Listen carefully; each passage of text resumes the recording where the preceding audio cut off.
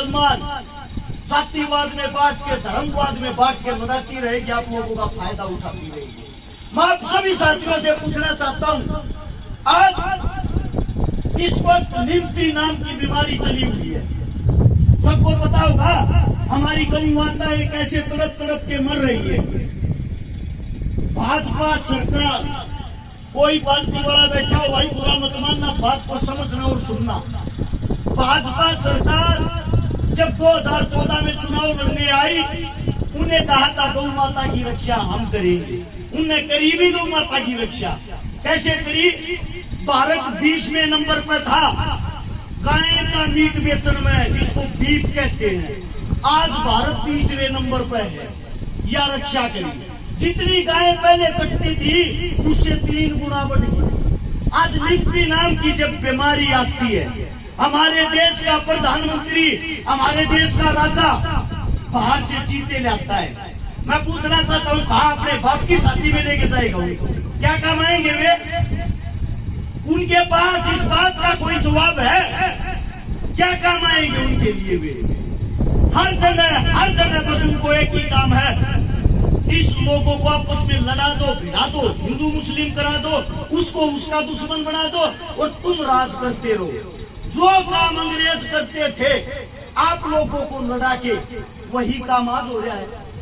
वही काम आज हो रहा है। हम आज कौन सा आजाद हैं?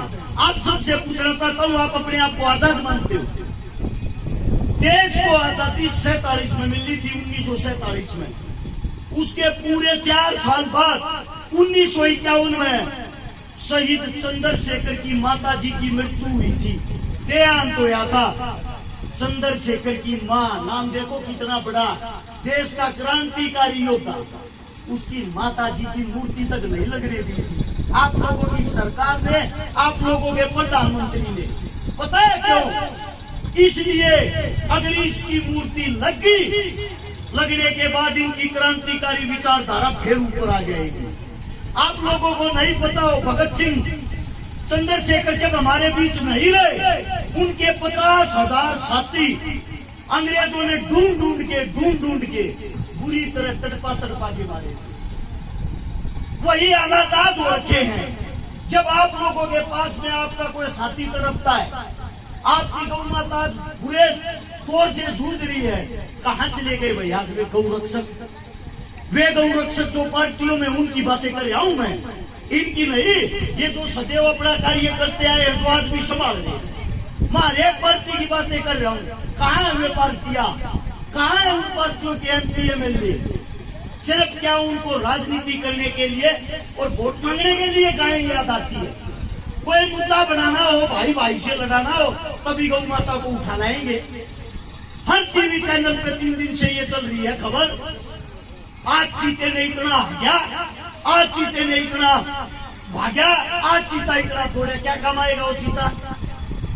अगर वो काम आने के लिए लाए होते, काम करो, उसको संसद के अंदर ही छोड़ दो, सारे जितने निकम्मे नेता होंगे सबको खा जाएगा। यार कोई काम होता है देश के लिए? देश को डुगडुगी समझ रहे क्या? कोई भी आओ, बचाओ और चले जाओ।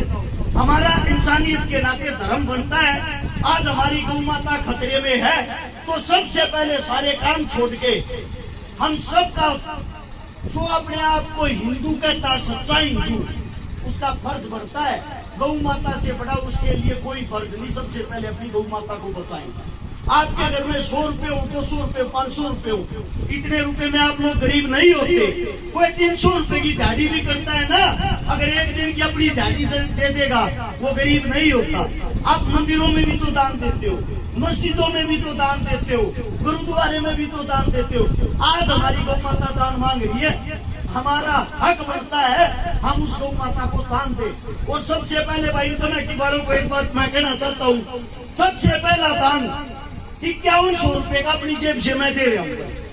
कोई भी आके स्वीकार कर ले, मेरे मुझसे कोई गलत बात नहीं मिली हो, उसके लिए मैं माफी चाहता हूँ। और पास की गौशाला से शायद कमेटी आई है, कौन सा गाँव?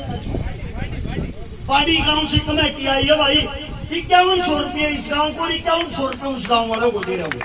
आपका बच्चा हूँ, आपके बीच कहूँ मैं, कोई नेता मंत्री तो हूँ नहीं। जैसा मेरा जुगाड़ है वैसे आपके चरणों में ये अरदास है, इसको आप प्राप्त करें। और मेरे मुंह से कोई गलत शब्द, कोई गलत बात निकल गई हो, अपना बच्चा, अपना भाई, अपना बेटा समझ के माफ कर दे। अगर मेरी बात आप लोगों को अच्छी लगी हो तो एक बारी नारा लगाएंगे इंकलाब का और गौ माता का।